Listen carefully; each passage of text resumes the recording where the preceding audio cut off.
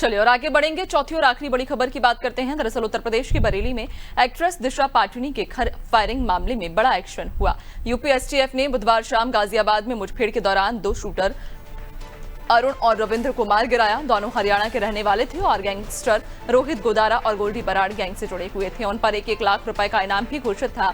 Encounter के बाद gang leader Rohit Godara ने फेसबुक पोस्ट में पुलिस को धमकी देते हुए लिखा, हमारे 2 शूटर्स शहीद हुए हैं, बदला जरूर लेंगे, माफी नहीं होगी, चाहे सामने वाला कितना भी पावरफुल क्यों ना हो। इस कार्रवाई के बाद एक्ट्रेस दिशा पाटनी के पिता ने सीएम योगी से फोन पर बात कर आभार जताया। उन्होंने कहा, जब यूपी में योगी और डीजीपी सर मेरे साथ हैं तो डर की कोई बात नहीं, निश्चित रूप से बाकी अपराधी भी जल्द पकड़े जाएंगे। गौरतलब है कि 11 और 12 सितंबर को दिशा पाटनी के घर पर फायरिंग हुई थी।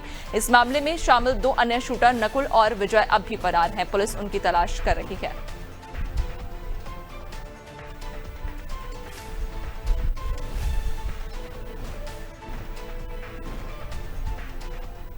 और ज्यादा जानकारी लेंगे, सहयोगी जया हमारे साथ में जुड़ गई हैं। जया, यूपी में दिशा पाटनी के घर पर हुई फायरिंग का मामला काफी सुर्खियों में रहा था और ऐसे में अब कहीं ना कहीं उस मामले पर ये बड़ा खुलासा कहें इसे या बड़ा अपडेट की जिस तरह से बदमाशों ने खुले तौर पर ये चुनौती दी है कि उन्हें बड़ी क्षति पहुंची है और इसका बदला जरूर लिया जाएगा। बड़ी बात है कि बरेली में जिस तरीके की घटना होती, क्योंकि वो भारत की अभिनेत्री हैं और लोकप्रिय हैं, सबसे बड़ी बात ये है। और जिस तरीके से बरेली की उनके घर पे फायरिंग होती है, 2 बदमाश करते हैं, इसके बाद से पूरा घटनाक्रम देखा गया किस तरीके से सरकार तक ये बात पहुंचती है।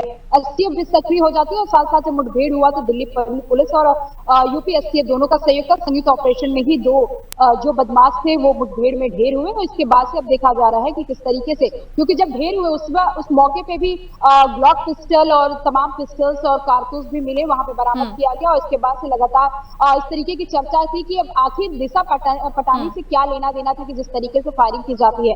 और हालांकि पुलिस तो जांच के को लेकर सक्रिय है, लेकिन सबसे बड़ी बात है कि जिस तरीके की फेसबुक पोस्ट में आता है, रोहित गोदारा या गोल्डी बराड़ के गैंग के सदस्यों का पोस्ट आता है और ये कहा जाता है कि वो जो टीवी चैनल्स चला रहे हैं कि ढेर हो गया, वो ढेर नहीं बल्कि शहीद हो गया। और सनातन के लिए जब भी कोई लड़ता है तो उसको मार गिराया जाता है और धमकी के शब्दों में ये कहा जाता है कि समय आने पे इसका बदला लिया जाएगा और माफ नहीं किया जाएगा।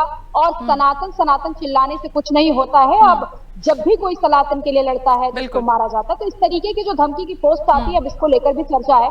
अब पुलिस बिल्कुल वाकई चर्चा होना लाजमी भी है, चूंकि खुले तौर पर ये चुनौती दी गई है।